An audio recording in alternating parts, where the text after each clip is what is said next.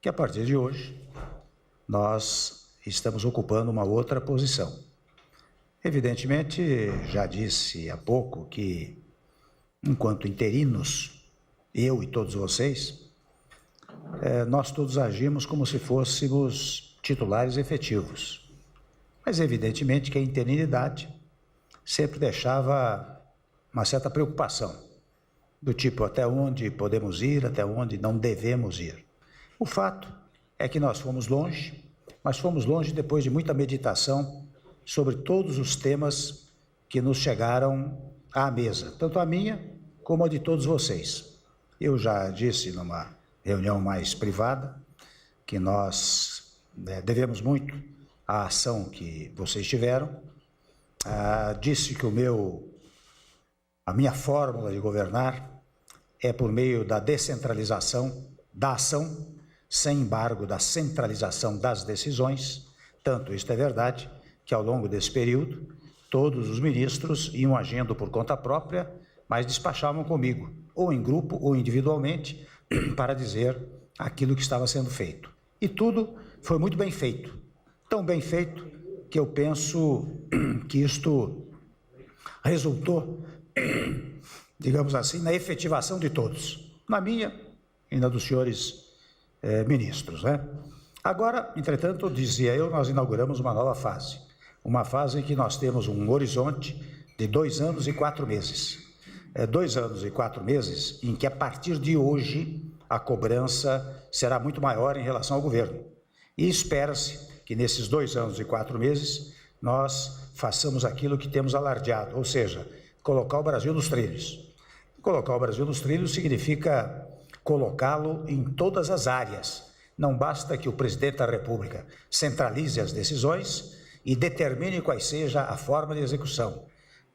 Importa, sim, que os senhores tenham capacidade, como têm, já demonstraram isso, de conduzir as suas pastas com vistas exatamente a este critério, que daqui a 2 anos e 4 meses nós possamos sair daqui com o aplauso do povo brasileiro.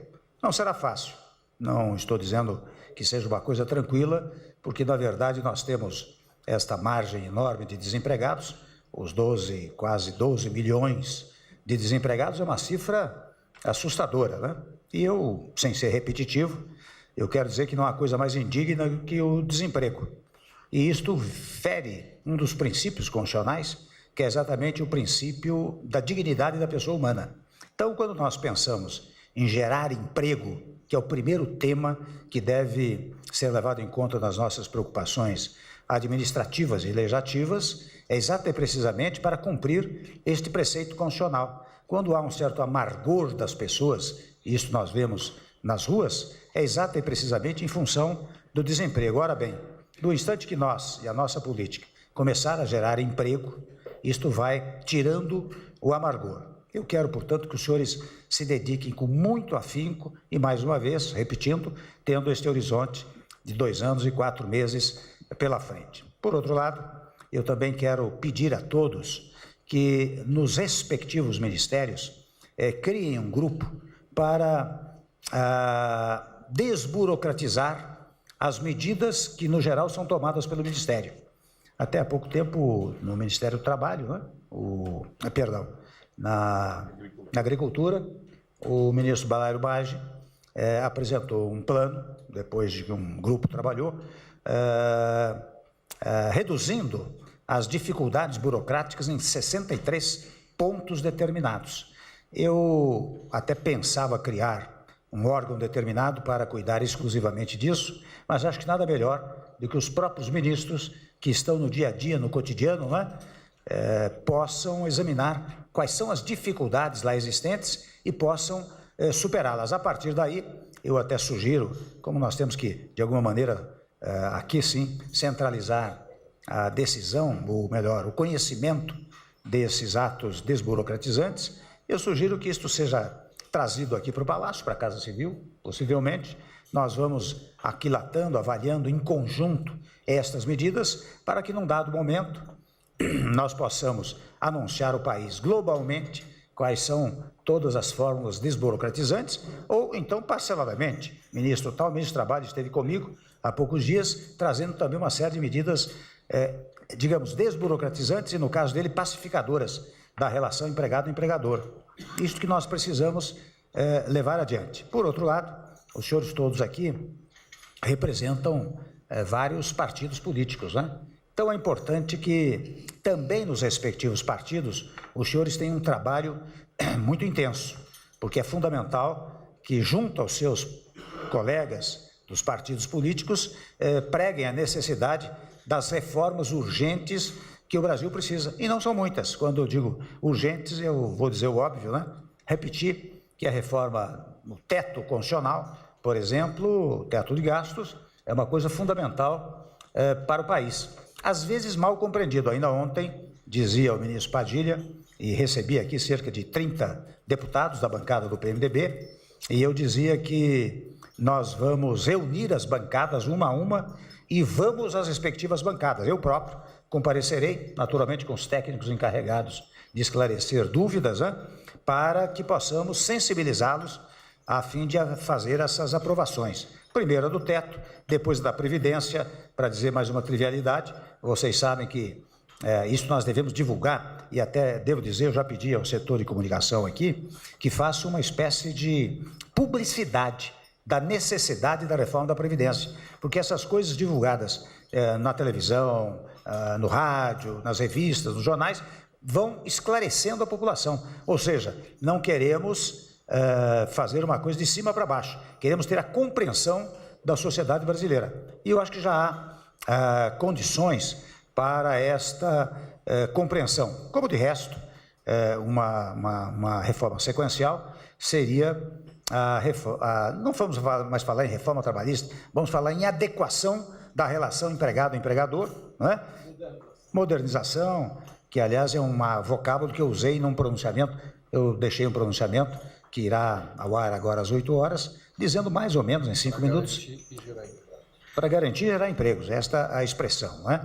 Então, nós precisamos que os senhores, junto aos seus partidos, eu proponho que façam reuniões de bancada ou compareçam à reunião de bancada para dizer da importância, porque nós somos uma coletividade partidária, não é um partido único que está no poder, em primeiro lugar. Em segundo lugar, não é um partido que está no poder e que despreza os demais, ao contrário, é um partido que está no poder e preza os demais partidos. E por isso quero que todos participem das políticas públicas do nosso país. O que mais se dizia no passado, e era extremamente desagradável, é que os partidos aliados não participavam da formulação das políticas governamentais. Isto eu não quero que aconteça no nosso governo. Como de resto, por mais que muitas vezes nós possamos, enfim, ter muito trabalho junto ao Poder Legislativo, eu quero que haja uma conexão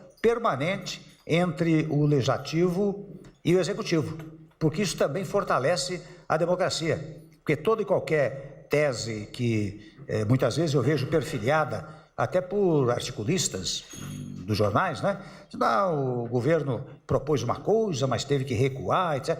Primeiro que jamais houve recuo, ao contrário, nós fizemos grandes avanços. Mas eu, por mais que se faça crítica, eu não vou abandonar a tese de que nós temos que dialogar com o Legislativo. Insistentemente, há certas coisas que não poderemos abrir mão. Então nós temos que insistir junto às bancadas, e eu o farei pessoalmente, né?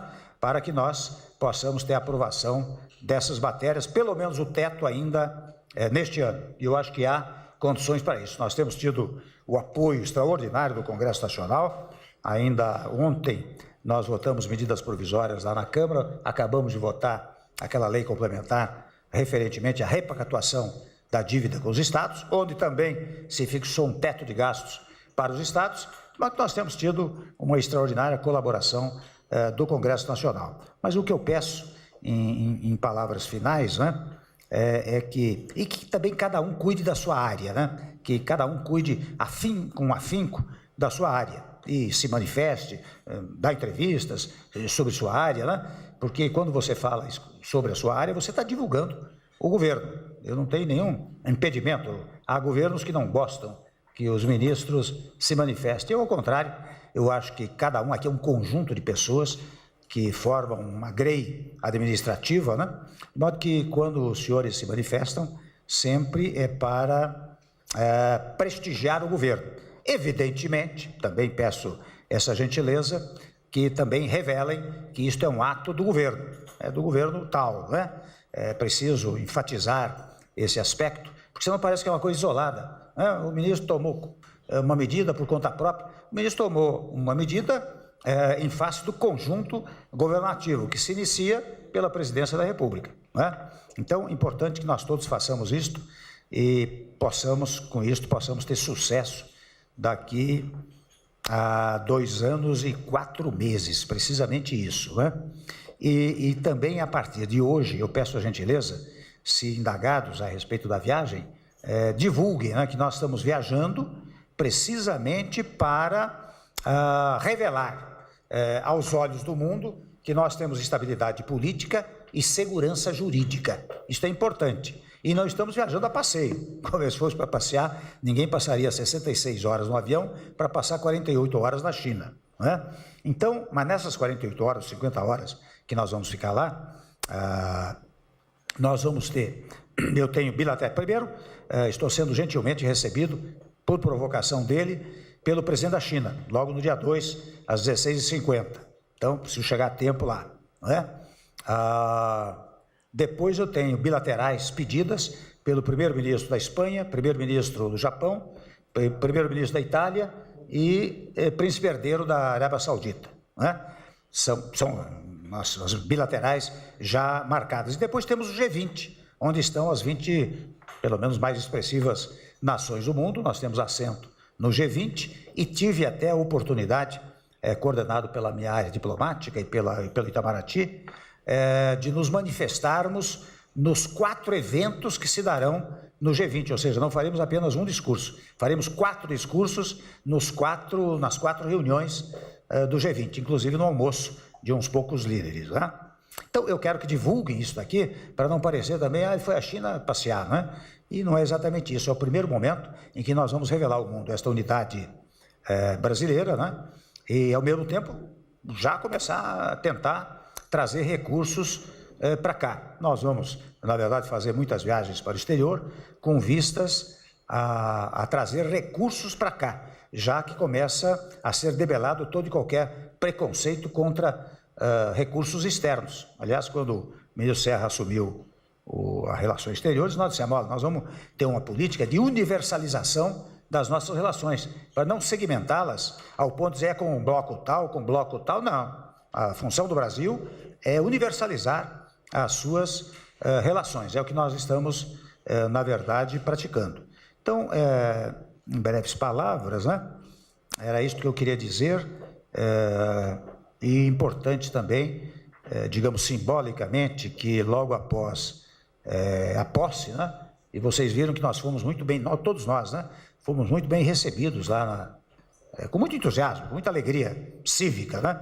Isto tem que ser repercutido, tem que reverberar isso para mostrar, olha, há uma esperança do país, não é?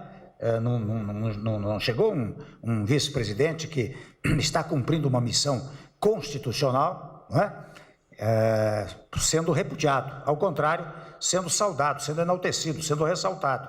Isto que aconteceu lá hoje, que, convenhamos, me dá muito ânimo para prosseguir com muita propriedade nestes 2 anos e 4 meses. E no mais, também contestar a partir de agora, me lembrava o ministro Moreira, né? Essa coisa de golpista. De vez em quando você vai a um lugar, golpista, diz ele, golpista é você, que está contra a Constituição, né? Golpe é aquele que propõe a ruptura constitucional. Nós não estamos propondo ruptura constitucional. Aliás, sobre não propor ruptura constitucional, nós somos de uma discrição absoluta, todos nós. A partir de mim, nós tivemos a discrição absoluta. Jamais nós retrucamos palavras, imprecações que faziam em relação ao nosso governo, à nossa conduta. Então, uma discrição absoluta.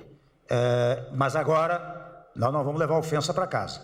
Quer dizer, agora as coisas se definiram e, portanto, é preciso muita firmeza. E a firmeza, muitas vezes, vem pela elegância da conduta, não vem pelo xingamento ou pela agressão. Não é? O que todos são aqui são elegantes, mas é preciso firmeza, digo eu. E firmeza para quando dizer golpista, golpista é quem derruba a Constituição, quem quer violar o texto constitucional. E vocês sabem que no plano internacional eles tentaram muito e conseguiram, até com algum sucesso, propor, dizer que aqui no Brasil houve golpe. Um golpe que durou, hoje é 108º dia de processo do impedimento, com defesa, 40 testemunhas de um lado, 40 testemunhas de outro lado. Presidido pelo presidente do Supremo Tribunal Federal. Perdão? Presidindo. Judiciário presidindo o Supremo Tribunal Federal, o presidente do Supremo Tribunal Federal. Então nós precisamos responder. Agora falou, nós respondemos. Não pode deixar uma palavra, porque senão eles tentarão desvalorizar. Especialmente agora, sem entrar no mérito, em que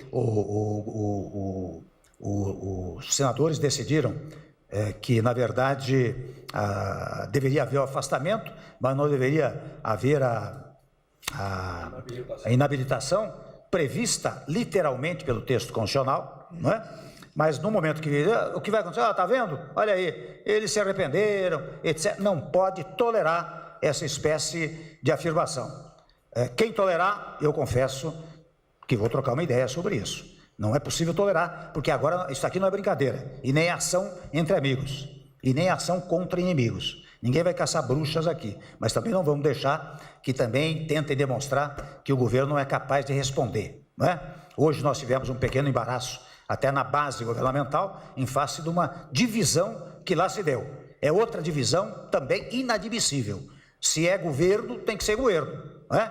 Quando não quer, não concorda com uma posição do governo, vem para cá e conversa conosco, para nós termos uma ação conjunta. O que não dá é para aliados nossos se manifestarem lá no plenário sem ter uma combinação conosco, porque convenhamos, se tivesse uma combinação conosco, talvez nós pudéssemos dizer, olha aqui, nós vamos fazer um gesto de boa vontade, vamos abrir mão disso, vamos permitir que Sua Excelência tenha condições de não ser inabilitada, mas seria um gesto nosso, não pode ser uma espécie de derrota do governo. Não foi derrota do governo, né? Mas o discurso que está sendo feito é nessa direção, exata e precisamente que membros do governo resolveram, sem nenhuma consulta, tomar uma posição que, na verdade, se Deus quiser, não vai acontecer nada, mas há partidos que já dizem, então nós vamos sair do governo. Ora, isso é fazer jogo contra o governo, não dá para fazer isso. Eu estou dizendo muito claramente isso, para dar desde já o exemplo de que não será tolerado essa espécie de conduta. Agora, se há gente que não quer que o governo dê certo, muito bem, declare-se contra o governo, não é? Não pode tomar atitudes que desmereçam a conduta governamental.